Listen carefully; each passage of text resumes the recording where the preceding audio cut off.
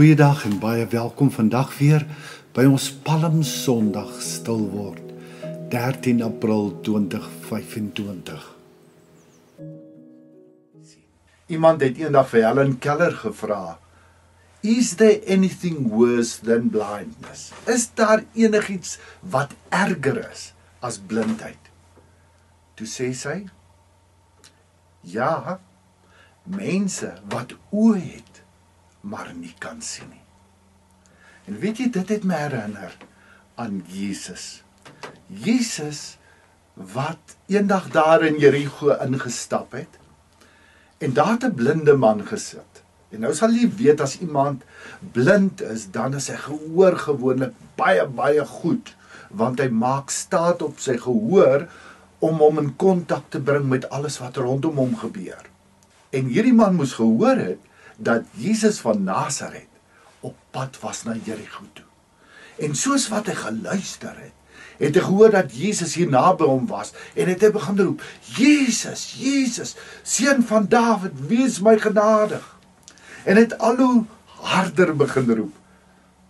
En hy het die mense begin irriteer wat rondom Jesus was. Hierdie man wat so geskreeuw en geroep het na Jesus. En toe gaan staan Jesus. En hy sê, bring hom na my toe.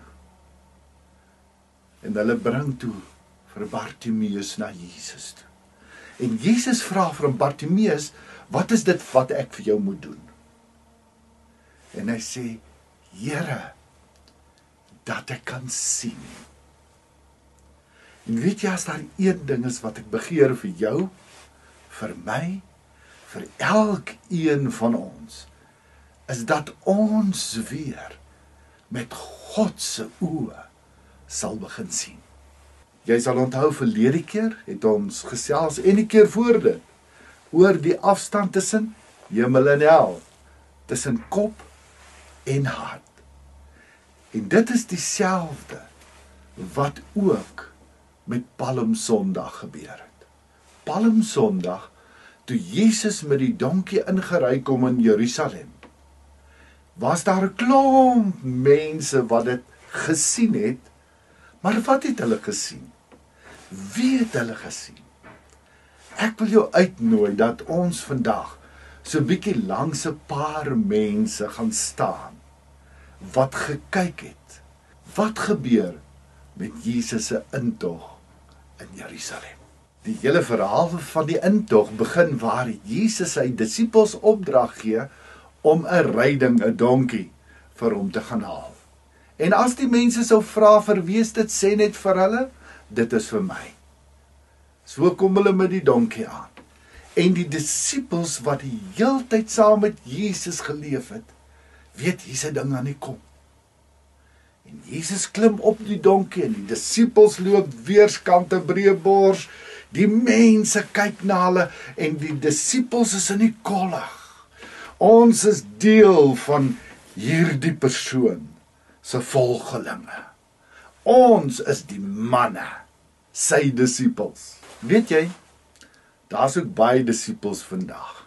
Mense wat 'n pad stap saam met Jesus. Goeie, gawe, mooie mense. Wat luister na Jesus, wat doen wat Jesus sê en alles. Maar hulle leef nog met 'n ding hier in die agterkop.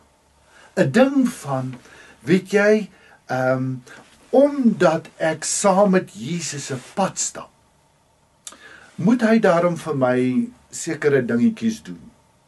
Jy weet, baie interessant as ons nou daar in Markus gaan kyk na Bartimeus se storie. Die gedeeltes voor dit handel juis oor hierdie ding van die disippels. Johannes en Jakobus wat so onder mekaar gesels en vir Jesus sê, Here, eendag as u dan nou die Messias is en u nou u nuwe regering, u nuwe kabinet saamgestel, kan ek aan die een kant en Johannes aan die ander kant van u sit. Stille verwagting van Jesus moet binne hulle planne, hulle iets laat wees, wat daarom vir die wêreld wys, hulle is Jesus se vriende. Maar nou weet ek en jy, presies wat het met die disippels gebeur toe Jesus gevange geneem is?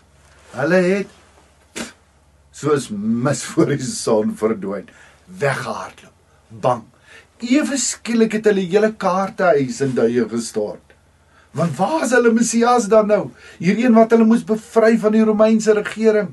Weet jy, as ek rondom my kyk, dan sien ek ook disipelvolgelinge wat vanuit die kop na Jesus kyk. Mense wat Jesus dien, wat die regte dinge doen, maar wat 'n stille verwagting het, dat wanneer die tekkie die teer slaan, moet Jesus daarom nou sorg, hy moet sy kant bring, want hulle dien hom, hulle volg hom, hulle doen wat hy sê. Jy ken ook sulke mense. Maar dit herinner my mos nou weer aan wat Jesus gesê het, daardie dag sal hulle vir my sê, in U naam het ons duiwels uitgedryf, ons het siekes genees, ons het al hierdie dinge gedoen. En dan sal ek vir hulle sê, gaan weg van my af, ek ken julle nie. Hierdie mense het Jesus gevolg vanuit hulle verwagting dat Jesus moet doen wat hulle wou hê hy moes doen. Hulle het met hulle kop se oë na Jesus gekyk. Die mense is die volgende ene. Wat doen die mense? Dis palmtakke. En hierdie mense jubel en juig oor die Messias wat kom, die koning van die Jode. En hulle swaai die palmtakke en hulle gooi die palmtakke en hulle klere voor Jesus as hy ingery kom in Jerusalem. Hulle sweep mekaar op. Yes, hier is dit nou. Dit waarvoor ons al die jare gewag het. Die een wat ons gaan bevry van die Romeinse regering. Weer eens, hulle verwagting wat bepaal hoe hulle kyk na Jesus. Hulle kyk met die kop se oë, nie met die hart se oë nie.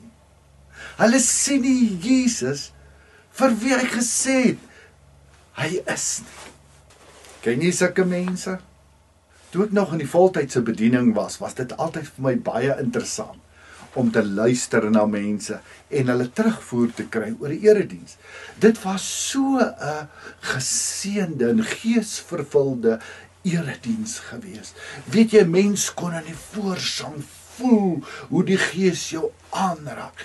En dit was so fantasties om net die Gees te ervaar.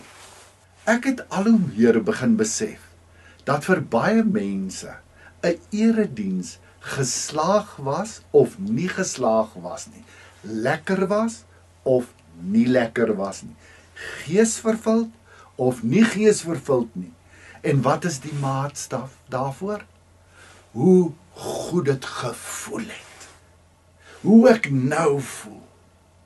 Erediens, die kerk, was nooit bestem om lekker te wees nie.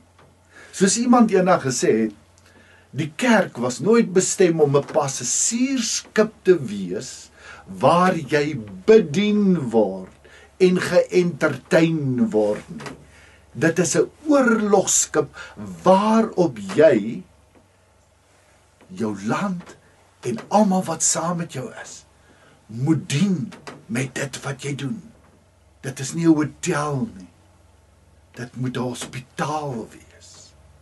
Dit moet nie 'n plek wees waar mense kom spog met wat hulle het en al die ander dinge nie.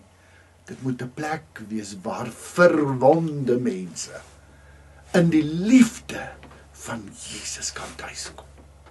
Ek glo baie mense vandag kyk ook na kerk, erediens en 'n klomp ander dinge deur die kop se oë. Hoe lekker was dit vir my gewees? Hoe lekker het ek geluister vanoggend? Hoe was die boodskap? Was dit 'n lekker boodskap? Of was dit een wat jou so 'n bietjie terug laat dein sit en nou. Die waarheid is altyd ongemaklik. Dis nie lekker nie. As Jesus vir sy disippels sê, luister manne, julle het dit verkeerd.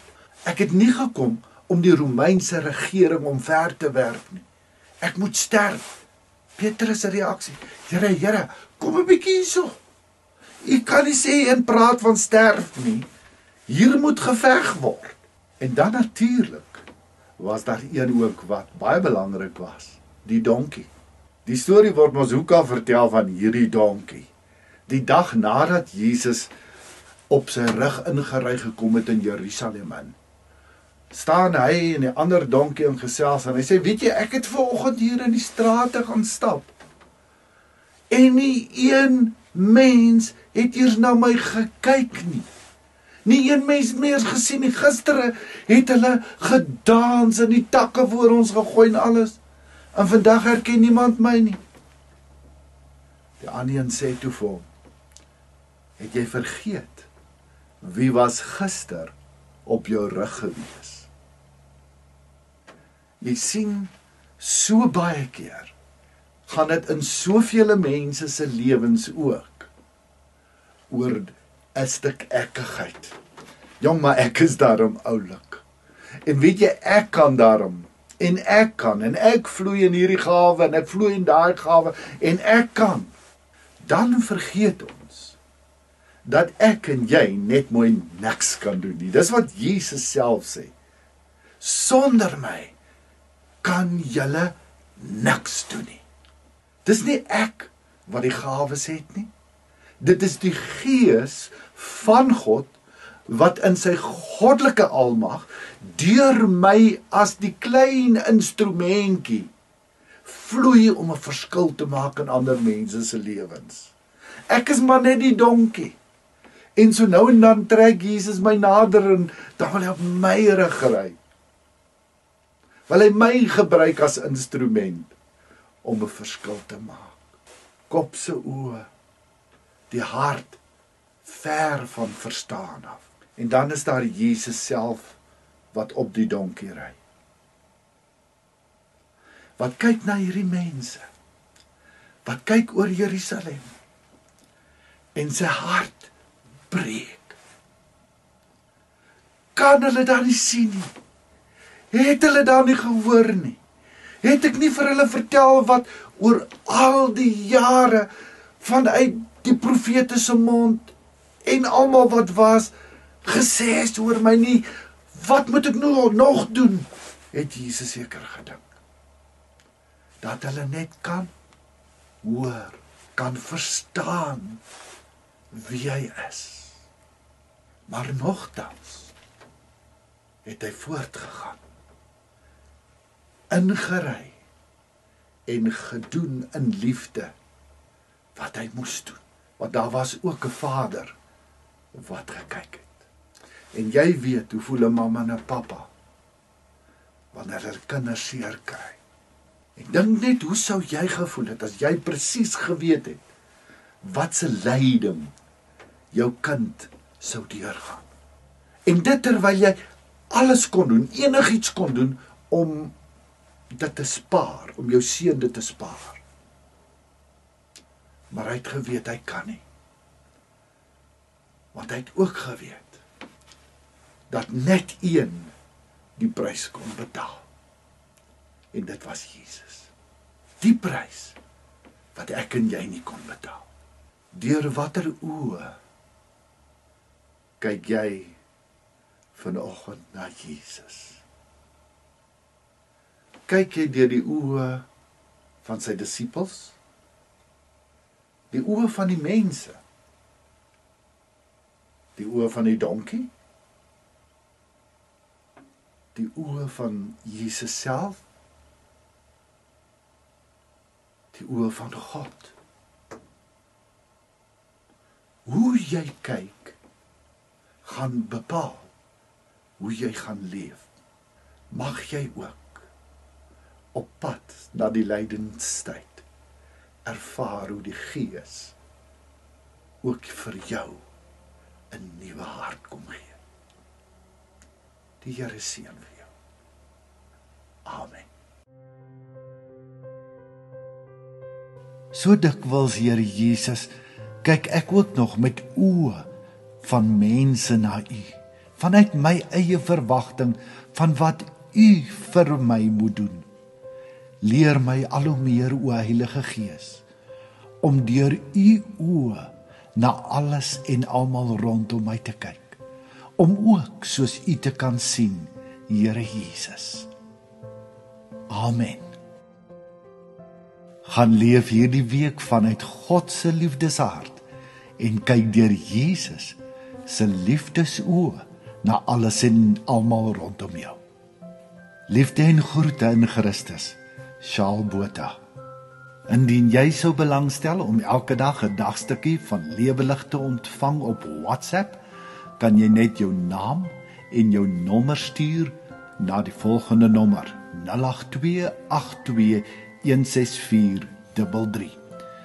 Indien jy op Telegram wil inskakel, kan jy net 'n soek doen vir die Lewelig kanaal en dan kan jy dit daar ook ontvang. Jy is ook meer as welkom om ons YouTube kanaal te besoek. Doen net 'n soek onder Shaal Botha Lewelig. Sakke vol seën vir jou en hê 'n wonderlike week. Leef tevrede.